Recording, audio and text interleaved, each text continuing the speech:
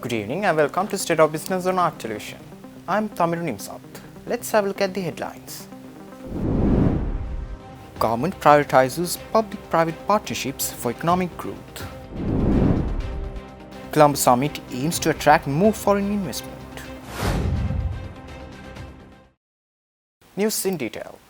Senior economic advisor to the President Duminda Hulangamu asserts that public-private partnerships would be highly considered by the incumbent government and a lot of activities have already been taken over the matter. Senior economic advisor Hulangamu made these observations addressing the 171st annual general meeting of the Planters Association in Colombo recently. It is very important for a country to have a law on public-private partnerships. The law will facilitate and guide how the NAPPs are supposed to work. It will give a clear vision and a mandate to launch the NAPP projects, and that will be a tremendous boost to the economy. Already, the law being drafted, we have launched several projects.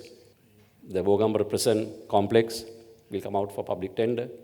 Several properties in Colombo will be given up by the UDA for public tender. The Savukaskanda oil refinery project, which is about $1.5 billion, has been already tendered out.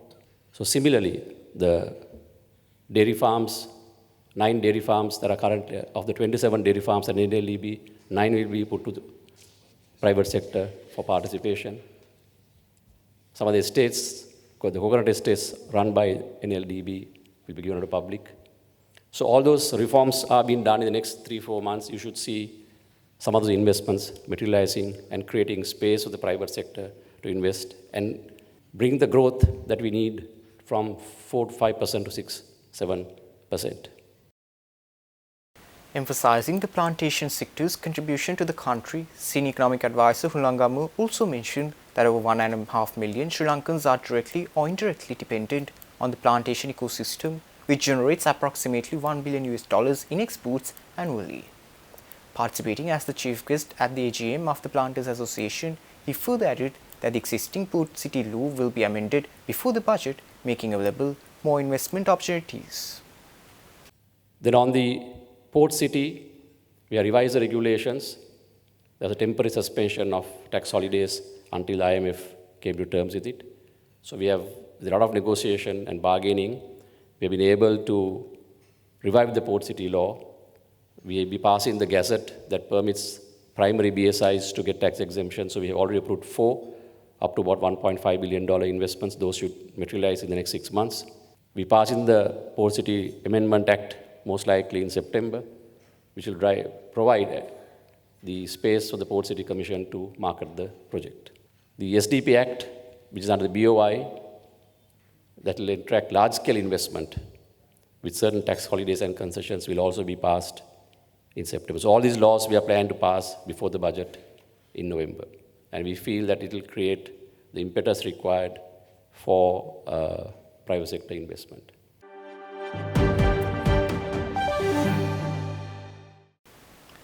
The government has called for international business and investment partnerships ahead of the Sri Lanka Economic and Investment Summit 2025. The announcement was made during a hybrid briefing session with the diplomatic community in Colombo recently. The summit, scheduled for the 2nd and 3rd of December in Colombo, aims to strengthen the international partnerships through private sector engagement at what organizers call a defining moment in the country's economic journey. Deputy Minister of Foreign Affairs Arun Hemachandra highlighted the opportunity for business partnerships arising from Sri Lanka's remarkable post-crisis recovery, sustained economic growth, improved reserves and strong reform momentum. Ceylon Chamber of Commerce Chairman Krishan Balindru described the summit as a high-impact platform for investment dialogue that will showcase reforms and sector opportunities.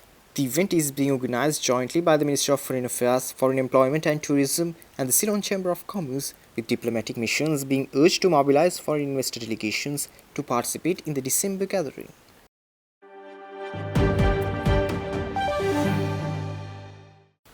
Stay tuned. We will return after this short commercial break.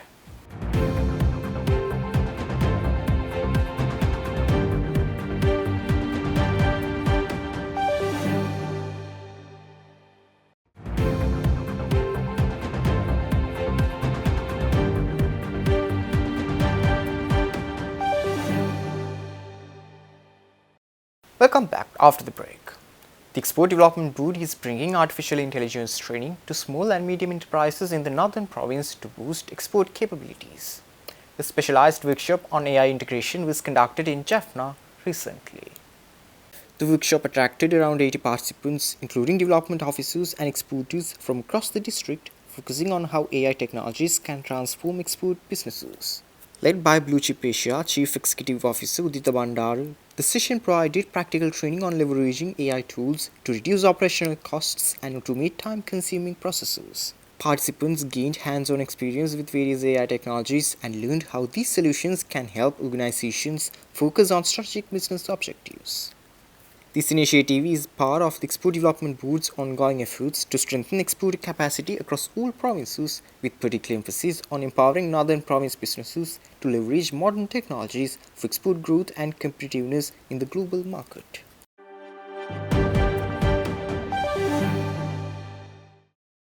Sri Lanka has been selected to host the prestigious World Marketing Forum for the very first time, bringing together marketing professionals from over 50 countries. The landmark event was announced by the Sri Lanka Institute of Marketing in Colombo recently. The forum, scheduled to take place from November 11th to 16th, will feature keynote addresses, panel discussions, and award ceremonies, including a session by world-renowned marketing expert Professor Philip Kotler. SLIM President Professor Jayanta Devasiri described this as a testament to the nation's capabilities and infrastructure, stating it will elevate Sri Lanka's international profile while inspiring the local marketing community. Project Chair Sanka Pereira emphasized that this represents a once-in-a-lifetime opportunity for Sri Lanka, as the rotational hosting structure means the country won't host the forum again for at least 70 years.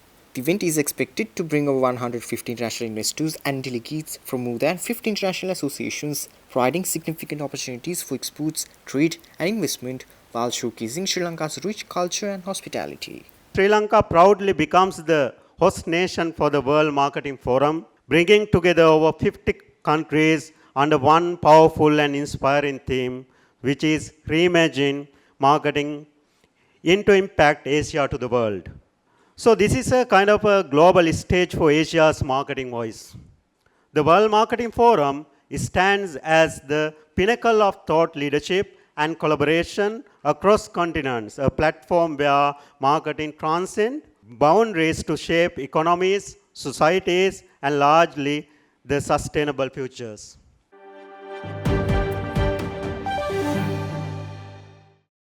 Grand Space, a leading service office provider, is celebrating 5 successful years of operations at its Historia Experience Center. The company marked this milestone while reflecting on its 8-year journey in Colombo recently. The company launched its Astoria Center during the height of the COVID-19 pandemic, facing unprecedented challenges including lockdowns and energy shortages. Despite these obstacles, Grand Space maintained continuous operations, sometimes using generators to ensure uninterrupted service for overseas clients. The company has since expanded to 4 strategic locations across Colombo, with its latest center opening this year at the Valuable Finance Corporate head office building. A distinctive feature of the company is its predominantly female-led management, with 95% of leadership roles held by women. Grand Space offers fully integrated office services that handle everything from utilities to legal and secretarial support through trusted partners, allowing clients to focus solely on their core business operations. We are a serviced and managed office space provider, basically starting from an idea creation or of an entrepreneur. When the idea comes to their mind to start a business, and that at that point you come to a requirement where they need an address, they need a business premises, they need somewhere to be placed in. And from that point onwards, from starting from one person to when they expand to 5, 10, 25, 30, 50, 100 even, we have a solution for all of those people.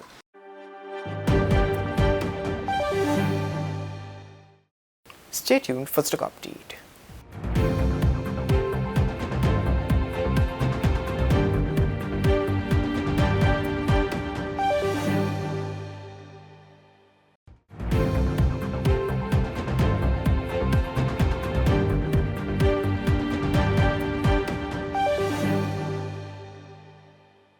Trading at Colombo Stock Exchange ended on mixed notes today. The all-share price index gained by 2.36 to close at 22,321.08. The S&P SL20 dropped by 18.66 to close at 6,207.37. The turnover was over 5.6 billion rupees and over 507 million shares were traded. Up next are forex rates.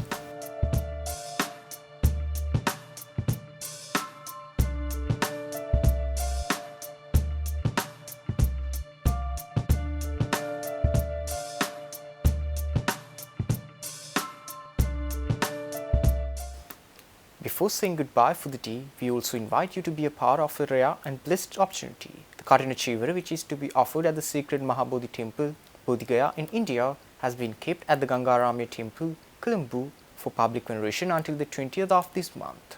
Later, the Cotton Achiever will be available for the public veneration at the Vatruvavil Rajamahavihare, Sillakataragama, for the 24th to the 26th of this month. Come, pay homage and be part of this noble act of devotion. That's all our news for today. For this and more, subscribe to our channel on YouTube and follow us on Facebook. Take care and good night.